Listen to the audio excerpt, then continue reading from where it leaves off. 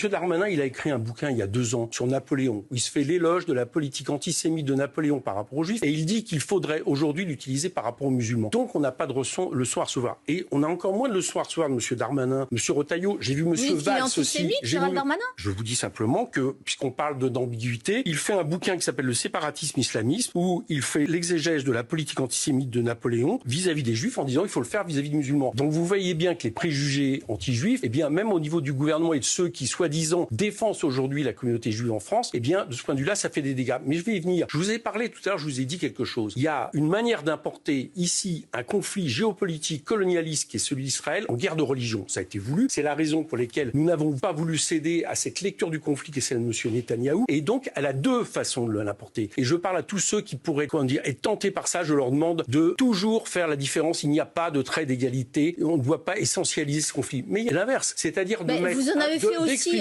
la question palestinienne, vous en avez fait aussi votre combat principal. Comme M. Valls l'a fait hier, par exemple, que le monde arabo-musulman, de facto, serait antisémite. D'expliquer, comme M. Retailleau le fait, qu'il y a les Français de papier reprenant les discours de Vichy, remettant en question le droit du sol et, quelque part, développant en réalité une politique raciste et islamophobe dans ce pays. Tous ces gens-là concourent en réalité, je vais vous dire quoi, à diviser le pays.